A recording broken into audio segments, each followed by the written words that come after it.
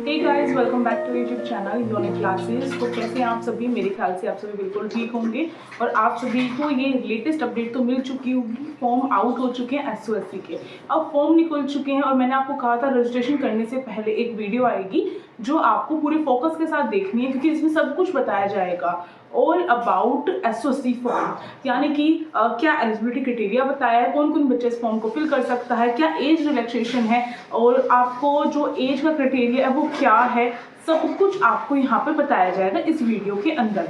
तो फटाफट से इस वीडियो को देखने के लिए आप सभी लाइक कर सकते हो, शेयर कर सकते हो, सब्सक्राइब कर सकते हो हमारे चैनल को, क्योंकि इसी पर एसओएससी की सारी तैयारी करवाई जाएगी। तो अब जो है मैं मूव ऑन करती हूँ अपने आज के इस टॉपिक पे, और मैं ज़्यादा टाइम आप सभी का नहीं लूँगी क्योंकि आप सभी को अपनी तैयारी करनी है। और तैयारी करने में ये नहीं केवल तैयारी करोगे तो हो जाएगा, आपके एग्जाम फॉर्म अच्छे तरीके से फिल होना चाहिए और एक एग्जाम फॉर्म की वीडियो एक अलग सेपरेट आएगी जिसको आप सभी देखना। और आज मैं आप सभी को बता दूं एसओएससी यूनिकॉन्स पे रात 9 बजे आज लाइव है। जिस दिन ये वीडियो अपलोड हो रही है बाद में मत सोचना कि उस दिन भी लाइव होगी। तो फटाफट से मैं अपना फोन पिक कर लेती हूँ। अब देखो, मैंने यहाँ पे एसओएससी की वेबसाइट ऑन कर ही ली है, तो इसमें जो जो इंस्ट्रक्शंस दिए हुए हैं सारे इंस्ट्रक्शंस आज इस वीडियो में, एक छोटी सी वीडियो में सब कुछ बता दूंगी, ठीक है।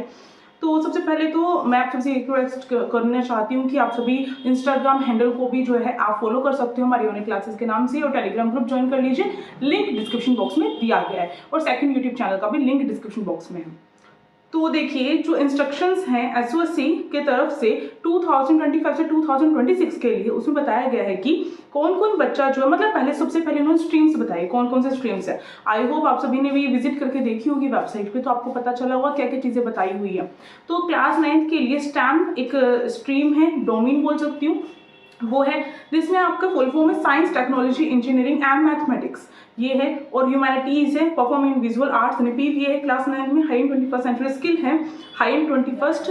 और इसके साथ साथ आपका जो है AFPS, armed force preparatory school, ठीक है।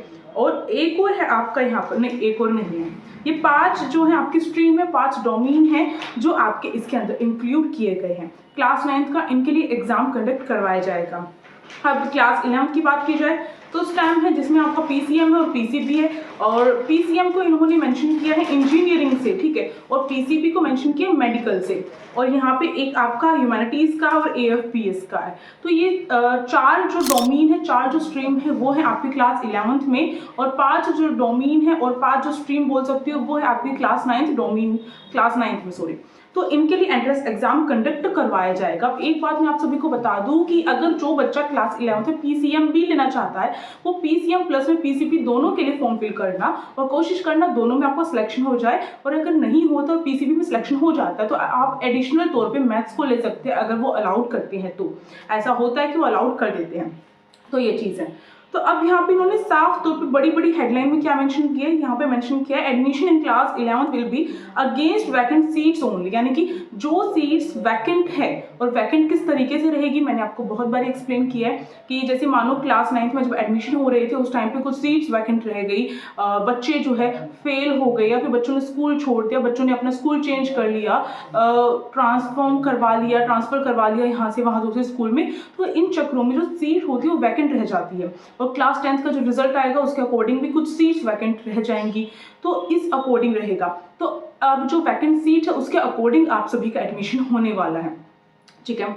और इसके साथ साथ और भी चीजें हो सकती है, जैसे देखो अभी तक बच्चे 9th में स्टैम लेकर आ रहे थे, अब उस स्टैम में से भी डिवाइड होंगे बच्चे पीसीएम और पीसीबी, दो उसमें डिवाइड होंगे डोमेन या स्ट्रीम में, तो इस वजह से भी वैकेंट सीट हो जाती है स्टैम वाले बच्चों के लिए थोड़ी सी ज़्यादा, ये चीज़ है इसमें। तो मैंने यहाँ पे साफ तौर पे आपको बता दिया है, अपना कैरियर को देखते हुए आपका इंटरेस्ट किस चीज़ में, अपने डोमेन को सिलेक्ट करना अब आपकी जिम्मेदारी है, और अगर कोई डोमेन को लेकर फिर भी कोई क्वेश्चन रह जाता है तो आप सभी मुझे इंस्टाग्राम पे मैसेज करके पूछ सकते हैं।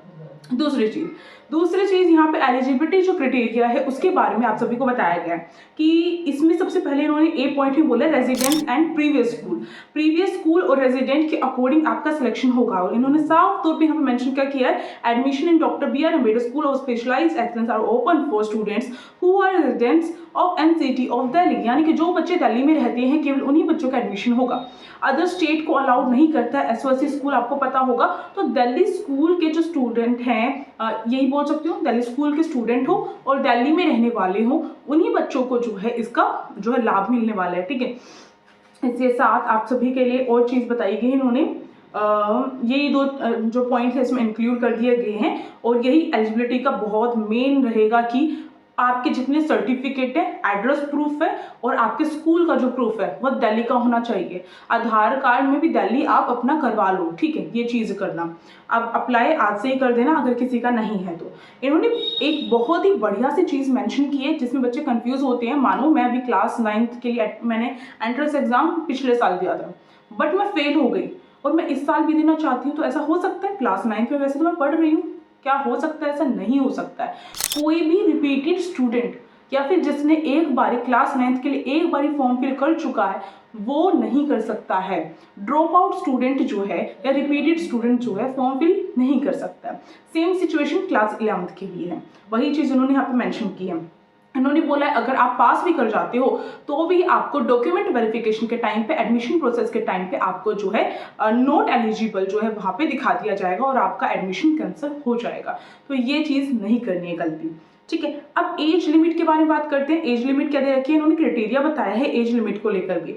इन्होंने मेंशन किया, जैसे बहुत सारे बच्चे पूछते हैं दीदी मैं 1 जनवरी को इतने साल का हो रहा हूँ, मैं इतने को इतने का हो रहा हूँ, तो अब ये कंफ्यूजन इन्होंने पूरी तरीके से आपकी खत्म कर दी है।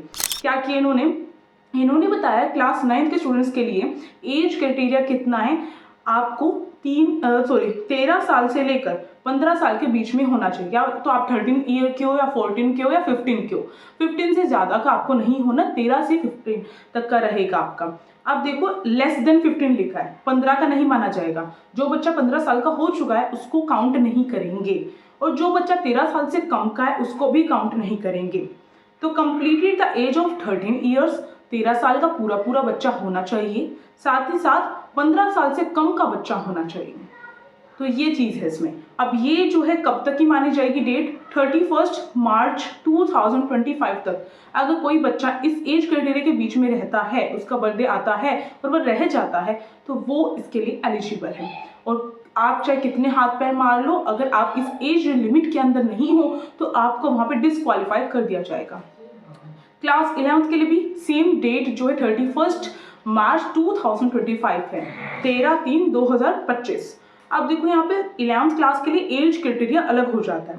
11th क्लास के लिए बोला है completed the age of 15 years but less than 17 years, यानी कि 15 साल पूरे कर चुका हो बच्चा, 15 साल का बच्चा हो या फिर उससे, और या फिर 16 का भी हो सकता है, और 17 साल से कम का हो, जैसे कि हम बोलते हैं 16 ईयर्स और सम मंथ्स, यानी कि इतने महीने, 16 साल का हो गया और इतने महीने पूरे हो गए, पर 17 साल से कम का बच्चा होना चाहिए। ये चीज़ इसके अंदर है, ठीक है। अब एक और बहुत इन्होंने जो एक छोटा सा स्टार बना के हाईलाइट किया है, वो क्या किया इन्होंने, एज रिलैक्सेशन जो है बच्चों को अब की बार मिल रहा है। अब क्या मिल रहा है क्या नहीं मिल रहा है वो तो मुझे एक अलग जो है मुझे सेपरेट वीडियो बनानी पड़ेगी एज रिलैक्सेशन को लेकर, क्योंकि इसमें कहीं पर मेंशन नहीं है। तो ये कहाँ पर लिखा हुआ है? एनसीटी ऑफ दिल्ली नॉर्म्स में लिखा हुआ है, और वो मुझे देखना पड़ेगा जो सर्कुलर है या फिर कुछ कुछ उन्होंने डाल रखा है दिल्ली एनसीटी वालों ने, गवर्नमेंट ने, डीओई ने कुछ डाल रखा है, तो उसमें मुझे सर्च करना पड़ेगा। तो वो इसलिए ये इसके अंदर इंक्लूड करके नहीं बता पा रही हूँ मैं, ठीक है। एज रिलैक्सेशन बट अब की बार है, किसको मिलेगा ये तो डिपेंड करता है, कैटेगरी के अकॉर्डिंग ही होगा भाई। जनरल कैटेगरी वालों के लिए तो सेम यही रहने वाला है एज क्राइटेरिया। और देखते हैं क्या है। अब इसके साथ ही एक और इन्होंने बोल रहा है कि regular students currently enrol in class 8 in any recognised school of Delhi. इन्होंने बोला कि कोई भी बच्चा जो है अपना दिल्ली में पढ़ता हो और इसके साथ साथ एलिजिबिलिटी क्राइटेरिया के अकॉर्डिंग जो एज क्राइटेरिया है उसको फुलफिल करता हो, वही बच्चा इस एग्जाम को दे सकता है। सेम जो है क्लास 10th वाले बच्चों के लिए भी है कि क्लास 10th में पढ़ता हो बच्चा तो ही वो क्लास 11th का एग्जाम दे सकता है। ये चीज़ इन्होंने साफ तौर पे मेंशन कर दी है। अब क्लास 9th में पढ़ने वाला बच्चा क्लास 9th के लिए एंट्रेंस एग्जाम नहीं दे सकता है, और क्लास 11th में पढ़ने वाला बच्चा क्लास 11th के लिए एंट्रेंस एग्जाम नहीं दे सकता है और ना ही रिपीट कर सकता है। अपने आप को ड्रॉप आउट स्टूडेंट्स भी इसमें नहीं रिपीट कर सकते। अब चलो आगे चलते हैं, और आगे चलने से पहले एक छोटा सा काम वही है कि आप सभी लाइक कर दो, और आप सभी को पता ही है कि आप सभी अगर लाइक करोगे तो दीदी मोटिवेट हो। और साथ में आप सभी को बता दूं कि जो बुक का प्राइस है वो इंक्रीज होने से पहले ले लो, क्योंकि इसमें बहुत सारी चीज़ें आपके लिए इंक्लूड की गई है। एनसीईआरटी बेस है ये पूरा का पूरा, और हाई एंड को छोड़ के सारे के सारे डोमेन एनसीईआरटी बेस है। हाई एंड जो है उसमें आपका एनसीईआरटी बेस इसलिए नहीं है क्योंकि ये एनसीईआरटी के अंदर ये जो सब्जेक्ट है कवर होता ही नहीं है, और हाई लेवल का कंप्यूटर करने से कोई फ़ायदा नहीं है। अब इसके लिए हमने बहुत छानबीन करके, और जो एनसीईआरटी केवल एनसीईआरटी बेस नहीं है, एनसीईआरटी के अलावा जो हाई लेवल पूछा जाता है वो सब कुछ इसमें इंक्लूड है। देखो, एक बुक आपका भविष्य बना सकती है। अब ये स्टैम की बुक है, इसी तरीके से आप सभी के लिए ह्यूमैनिटीज़ की बुक है, ये आप सभी के लिए 11th क्लास की पीसीएम और पीसीबी की बुक है। अगर कोई बच्चा पेड कोर्स ज्वाइन करना चाहता है, वो भी बच्चा पेड कोर्स ज्वाइन कर सकता है। वो इसलिए बताया जा रहा है ताकि 2 दिन आपके लिए ऑफर चल रहा है। 1 जनवरी से पेड कोर्स का प्राइस इंक्रीज होने वाला है, तो अभी परचेज कर लो, काफ़ी अच्छा रहेगा। और जो बच्चा इंस्टाग्राम के थ्रू ही आप जो है बुक को परचेज कर सकते हो और आपका जो प्रोसेस है पेड कोर्स का उसको भी जान सकते हो। बट जो बच्चा इंस्टाग्राम नहीं चलाता है उसके लिए एक चीज़ मैंने और इंक्लूड की है, ईमेल आईडी है मेरी जो मेंशन है अबाउट में यूट्यूब के, उसमें भी मुझे जो है ईमेल कर सकता है बच्चा, या फिर मैं अपनी ईमेल आईडी जो है कमेंट बॉक्स में मेंशन कर दूंगी, उसमें जाओ, उस ईमेल आईडी पे मेरे पास मेल कर देना और अपना फ़ोन नंबर साथ में लिखना, व्हाट्सअप नंबर जिस पे मैं आपको कांटेक्ट कर सकूँ। तो ईमेल आईडी में आपको बताना है कि मुझे बुक या पेड कोर्स जो है परचेज करना है, और उसका जो रहेगा आपका उसके लिए आप किस पे कांटेक्ट करना चाहते हैं, कौन सा नंबर है, वो आप अपना शेयर करेंगे, उस पर ये मैसेज आपको भेजना पड़ेगा। अब मैं आप सभी को बता दूं आगे की चीज़ें, जैसे कि रिजर्वेशन सर्टिफिकेट जो है उसके बारे में इन्होंने बहुत बड़ी बात बोली हो, यहीं पे गलती होती है। और फिर डॉक्यूमेंट वेरिफिकेशन के टाइम पे फिर भाई आप गवर्नमेंट के जो ऑफिस है उसके धक्के खाते हो, तो ये चीज़ें नहीं करनी है। अभी से सीख लो, अभी से जान लो। अभी से क्या करना है आपको, एक तो दिल्ली का आपका सर्टिफिकेट होना चाहिए रिजर्वेशन का, जो भी कैटेगरी है, ओबीसी है, एससी है, एसटी है, पीडब्ल्यूडी है, ईडब्ल्यूएस है, आपको अभी से अपना सर्टिफिकेट रेडी कर देना। और दूसरी बात जो है दिल्ली का ही होना चाहिए, ठीक है।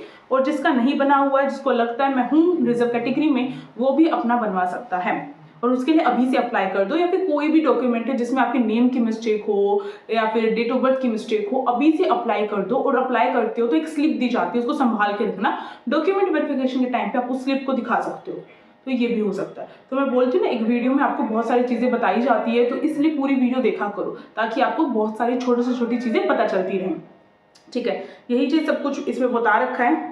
और इन्होंने बोला है ओबीसी का जो सर्टिफिकेट है वो दिल्ली का ही काउंट किया जाएगा, बस एससी एसटी और जो पीडब्ल्यूडी ईडब्ल्यूएस का तो कहीं बोला नहीं है इन्होंने, तो इन सारी कैटेगरी का किसी बाहर का भी काउंट किया जा सकता है, बट ओबीसी का केवल और केवल आपका जो है दिल्ली का ही होना चाहिए। और जिसके पास दिल्ली का ओबीसी सर्टिफिकेट नहीं है वो बच्चा जनरल में काउंट ऑलरेडी हो जाएगा अपने आप। तो जिसके पास दिल्ली का ओबीसी सर्टिफिकेट नहीं है, या तो वो जनरल कट ऑफ ले आए और ना तो फिर वो सपने भूल जाए, यही हो सकता है। और दूसरी बात क्या है, ओबीसी वाले बच्चों ध्यान से आपको अपना सर्टिफिकेट चेक करके ही फॉर्म में फिल करना है, क्योंकि एक छोटी सी मिस्टेक कि आप ओबीसी सर्टिफिकेट दिल्ली का है नहीं है, बना हुआ है आपका, तो इसकी वजह से आप गलती कर जाते हैं, ठीक है।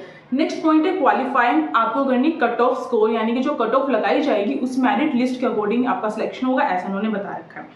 दूसरी चीज़ इन्होंने बताया है कि there are 2 types of cut off, 2 तरह की कट ऑफ होंगी। पहला, the admission cut off which is the last score point at which admission will be given to a student based on हाँ, इन्होंने बोला है कि आपकी जो कट ऑफ होगी 2 तरीके, जैसे 2 राउंड होंगे तो 2 तरह की कट ऑफ निकलती है, और फिर मर्ज होगी फिर एक कट ऑफ बनती है। और वेटिंग लिस्ट वगैरह क्या निकलती है क्या नहीं निकलती है उसके बारे में अभी सोचना भूल जाओ, ठीक है।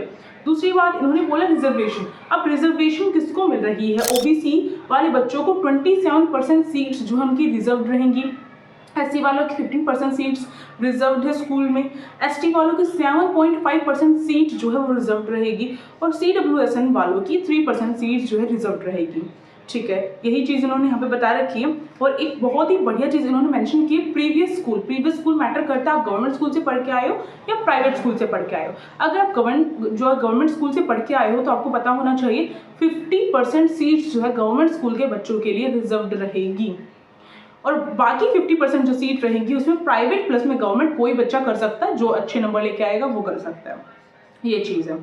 अब इम्पॉर्टेंट डेट इन्होंने मेंशन की है कि ऑनलाइन रजिस्ट्रेशन फॉर्म कब स्टार्ट हो रहे हैं आपके, आज से स्टार्ट हो चुके हैं, और कब बंद होंगे कब क्लोज होंगे, 30 जनवरी 2025 तक आपके जो है क्लोज हो जाएंगे, 30 जनवरी 2025 पे क्लोज हो जाएंगे। तो इससे पहले अपना जो रजिस्ट्रेशन है वो कर लो। और इसका मतलब क्या है, 30 जनवरी तक आपके फॉर्म फिलिंग है, तो उसके बाद ही आपका कम से कम इलेक्शन के बाद, या फिर मैं कह सकती हूँ फरवरी 15 के बाद आपके एग्जाम कंडक्ट होंगे। तो अभी 1.5 महीना है, अच्छे से तैयारी कर लो, अच्छे से मतलब, ठीक है। अब ये इन्होंने एप्लीकेशन का जो पूरा प्रोसीजर बता रखा है किस तरीके से फिल करना है एप्लीकेशन फॉर्म, बस और कुछ नहीं है। और वो कैसे फिल करना है वो आपको नेक्स्ट वीडियो में बता दिया जाएगा। और प्लीज़ गलती मत करना, अगर आप मेरी वीडियो देखने से पहले भी रजिस्ट्रेशन करना चाहते हो, आपको भरोसा है कि आप कर सकते हो, तो अच्छे से कर लेना। और अगर आपको लग रहा है कि दीदी की वीडियो एक बार देख लेनी चाहिए रजिस्ट्रेशन फॉर्म की और तभी फिल करना चाहिए, तो वो आप सभी के लिए बेस्ट चीज़ है। क्योंकि देखो 30 जनवरी तक फॉर्म फिल करने हैं, पहले दिन होशोवाज में आप बिना होशोवाज में कर दोगे तो क्या फ़ायदा होगा? कुछ भी फ़ायदा नहीं होगा, मतलब कुछ भी फ़ायदा नहीं होगा। तो वो गलती नहीं करनी है। तो ये सब कुछ मैंने एक ही वीडियो में बिल्कुल अच्छी तरीके से आप सभी को समझा दिया है। आई होप आप सभी को सारी बातें समझ में आ चुकी होंगी।